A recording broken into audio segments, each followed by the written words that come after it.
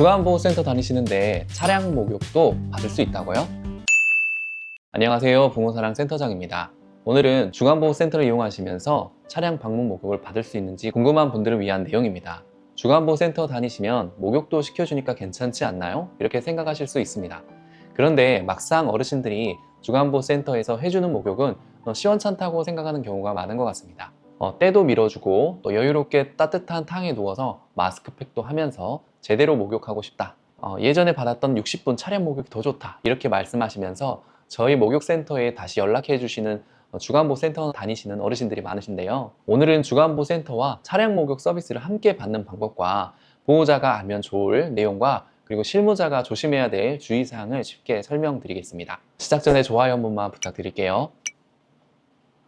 결론부터 말씀드리면 주간보호센터와 차량 방문 목욕 같이 받으실 수 있습니다. 주간보호센터에서는 고시 제35조를 기준으로 주 1회에 한해서 목욕 서비스가 가능합니다. 대부분 간단한 샤워 수준으로 진행되고 때를 밀어드리거나 전문적인 목욕은 하지 않습니다. 그래서 주간보호를 다녀오신 5시쯤에 차량 목욕을 대갑해서 받으시는 경우가 많으신데요. 다만 아래 내용을 주의하셔야 합니다. 첫 번째, 시간 중복입니다. 장기 요양 서비스는 시간이 겹치면 안 되는데요. 주간보호센터에서 어르신을 댁으로 모셔다 드리는 송영 시간에 주간보호센터 직원분이 별도로 이런 태그를 찍지 않습니다. 그렇다 보니 방문 차량 목욕 시작 태그 시간과 주간보호 송영 시간이 겹쳐지는 상황이 생길 수 있습니다. 예를 들어서 5시 10분까지 집에 송영을 해드린다고 계획했는데 주간보호센터의 그 직원분이 운전을 잘 하시고 또 신호도 막히지 않고 5시 5분에 어르신 댁에 5분 일찍 모셔다 드렸다고 가정해 봅시다.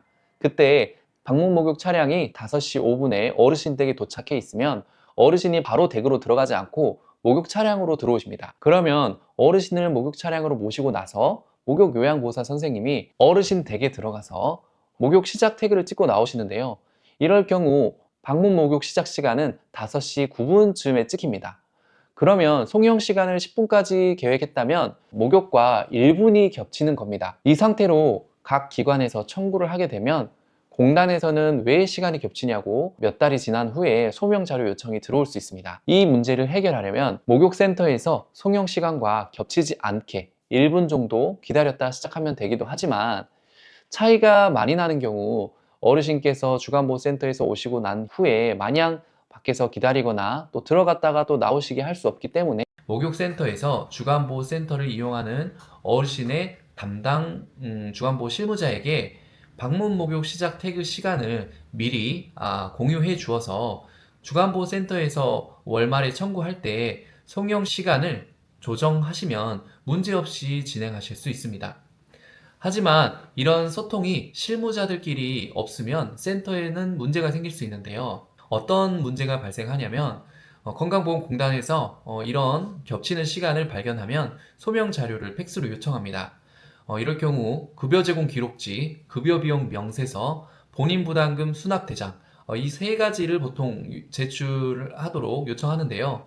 사전에 협력기관과 조율해서 제출하면 문제가 되지 않습니다. 이 기준들이 있는 이유는 이중 청구를 막고 실제 서비스를 어디서 어떻게 받았는지 확인하기 위함입니다. 다음으로 두 번째 안내드릴 내용은 수가에 대한 내용인데요.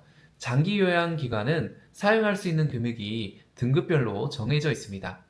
그래서 주간보호와 방문 목욕을 같이 서비스를 받게 되시면 금액이 부족할 수 있는데요. 2등급, 3등급 어르신은 수가가 높기 때문에 부족하지 않을 수 있습니다. 그런데 4등급, 5등급의 어르신 같은 경우에는 수가가 부족해서 잘 조율해서 사용하셔야 하는데요. 그래서 주간보호센터의 방문 일수를 줄이거나 방문 목욕 일수를 줄여서 한 달에 한 번 정도만 이용하는 방법도 있습니다.